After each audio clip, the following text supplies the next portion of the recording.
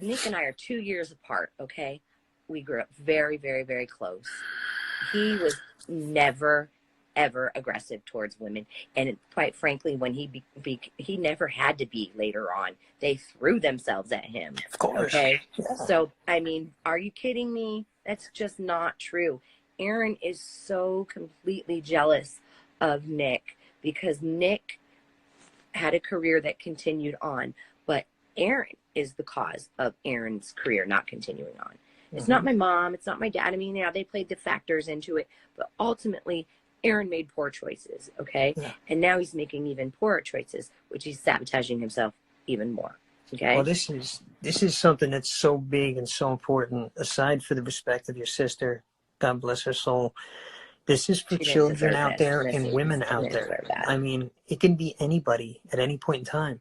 Not only that, but for the voice of accusation to accuse your brother Nick of this. And what I'm going to say, my opinion is that Aaron has got this girl, Melissa Schumann, so pulled into him and scared that he's probably narrated this entire fabricated story against Nick.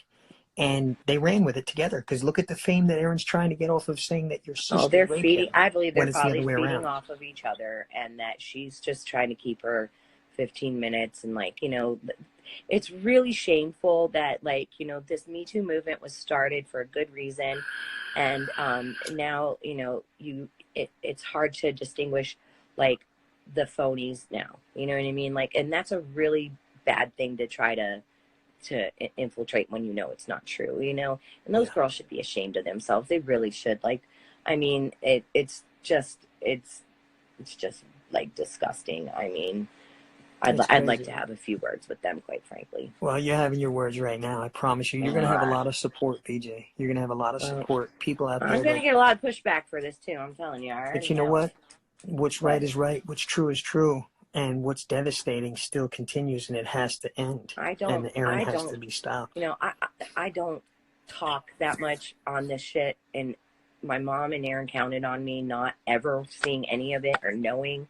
But slowly but surely, I started to figure out that they were utilizing me as their scapegoat. You know, because I had publicly been through issues and everything like that. And, you know, I haven't spoke to Nick in 8 years. And I didn't speak to Nick in 8 years because I needed him when Leslie died. Aaron was fucking going out of his mind, driving me nuts and going psycho. Angel had her husband now. I had nobody. I needed my big brother. And he wasn't there for me. And he wasn't there for Leslie because he said he couldn't handle it mentally. Do you think any of us could? You think I wanted to see my sister cold and dead without anybody to be there to help me up?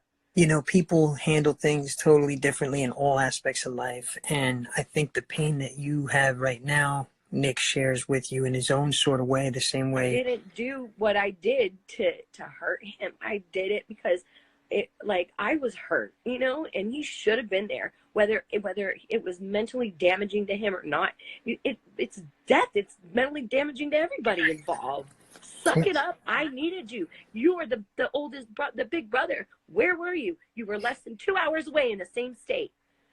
So no, I'm not sorry that I did what I did. I'm sorry that it ruined you know, he's forgiven Aaron for many things over the years, but I'm not good enough for this family. I'm not good enough for forgiveness for anything, even when it was something that I said that was true. You know, I was shunned for the rest of my life. I don't think, and I think honestly that a lot of the stuff that's been laid to rest and dormant has caused a lot of unknowingly or unaware feelings and assumpted feelings, so to speak.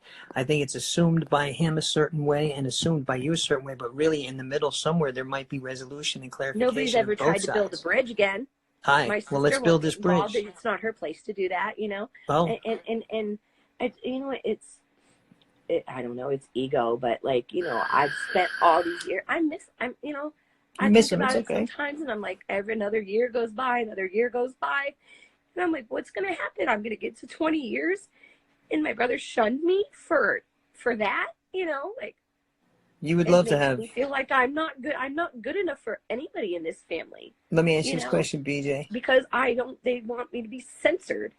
Well, you would love to have a relationship of love and care with your family again. Am I right? Well, I didn't do this for that. And like I said, my point of it is what I said, what I was getting to, getting sidetracked, is that I did not defend Nick with the expectation of anything, period. I don't expect him to call, write, send flowers, nothing. I don't give a shit. Okay. I defended him because it was not true and it was wrong. Amen. What was being done to him. Okay? Amen. Period. And I even defended my mother a little bit. My mother has taken good care of those dogs, and she shouldn't have smacked the dog like that. Definitely not. But man, those dogs, when they jump on you, they do hurt. That's what I tried to explain to everybody. Okay? Sometimes you do gotta, like, get them off of you. But I mean, I don't know. I didn't watch the thing. I don't know how it was perceived. But my mom, she got a little bit too much pushback for that. I will. Yeah, she got that's too my far. opinion. Those dogs are psycho. You don't understand. I would take the dog.